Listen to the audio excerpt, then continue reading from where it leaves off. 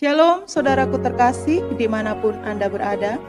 Sesaat lagi kita akan mengikuti renungan firman Tuhan dalam program Rema oleh Pastor Andreas Agung, Gembala KBC Bekasi.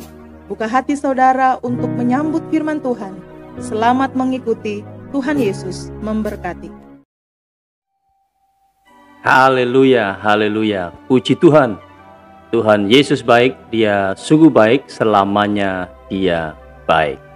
Berjumpa lagi dengan saya dalam program Rema, sebuah program rohani yang dirancang agar hati dan pikiran kita terus terkoneksi dengan firman Tuhan. Karena itulah kunci di mana iman kita bisa bertumbuh dan kita bisa mengalami hidup Kristen yang berkemenangan setiap hari.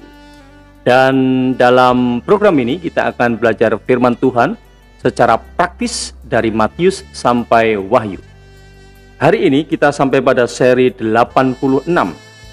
Kita masih akan belajar dari Matius 10 ayat 34 sampai dengan 39.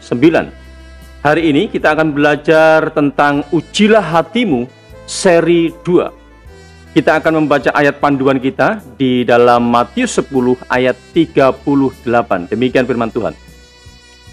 Barang siapa tidak memikul salibnya dan mengikut aku, ia tidak layak bagiku. Dan dalam terjemahan versi bahasa Indonesia sehari-hari ditulis seperti ini. Dan orang yang tidak mau memikul salibnya dan mengikut aku tidak patut menjadi pengikutku.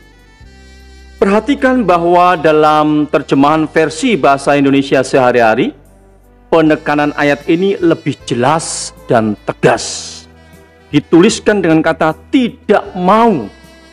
Hal ini merujuk pada penolakan secara terang-terangan.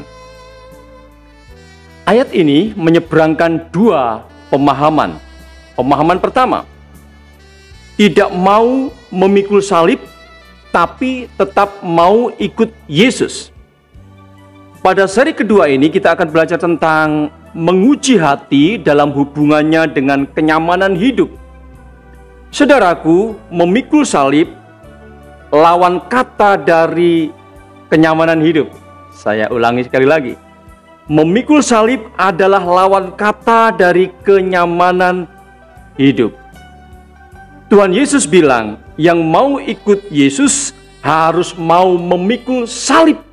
Artinya harus siap terusik kenyamanan hidupnya kapanpun, bahkan sampai kehilangan kenyamanan hidupnya. Yang menolak memikul salib, Alkitab tegas berkata tidak layak bagi Yesus.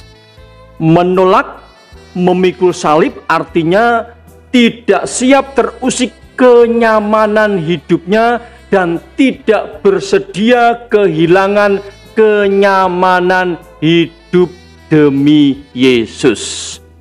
Kesimpulannya, orang yang seperti ini hatinya hanya ditujukan kepada kenyamanan hidup. Bahkan mengikut Yesus pun dipakainya untuk memburu kenyamanan hidup. Jika hati kita memang dalam kondisi seperti ini, sungguh kita tidak layak dan tidak pantas bagi Yesus. Pemahaman kedua dari ayat ini yaitu tidak mau memikul salib dan tidak mau mengikut Yesus. Jenis orang yang seperti ini banyak dijumpai pada saat pelayanan Yesus saat itu. Mau berkatnya, mau mujizatnya, tapi tidak mau salibnya dan tidak mau Yesusnya. Apakah orang yang seperti ini masih ada di zaman now? Orang yang hanya memburu berkat, yang hanya memburu mujizat, tapi tidak mau pikul salib dan tidak mau Yesusnya? Jawabnya ada pada perenungan Anda masing-masing. Jadi, mari ujilah hatimu. Hati kita tertuju kepada kenyamanan hidup atau tertuju kepada Yesus. Mari kita berdoa. Tuhan Yesus, terima kasih untuk firman Tuhan yang terus mendandani kami. Dan hari ini kami belajar agar kami menguji hati kami. Apakah hati kami ini tertuju hanya kepada kenyamanan hidup, atau hati kami tertuju kepada Yesus. Orang yang layak bagi Yesus adalah yang memberikan hatinya bagi Yesus, bukan kepada kenyamanan hidup. Terima kasih Tuhan Yesus untuk teguran-Mu. Kesempatan yang baik ini aku berdoa dalam nama Tuhan Yesus. Saudaraku, engkau yang sakit, aku berdoa dalam nama Tuhan Yesus, jadilah sembuh oleh bilur-bilur Tuhan Yesus. Yang lemah dikuatkan, yang susah dihiburkan, yang ada dalam pergumulan diberikan kemenangan. Dalam nama Tuhan Yesus, aku berdoa. Haleluya. Amin. Saudaraku, beri hatimu kepada Yesus, jangan kepada kenyamanan hidup. Haleluya. Amin.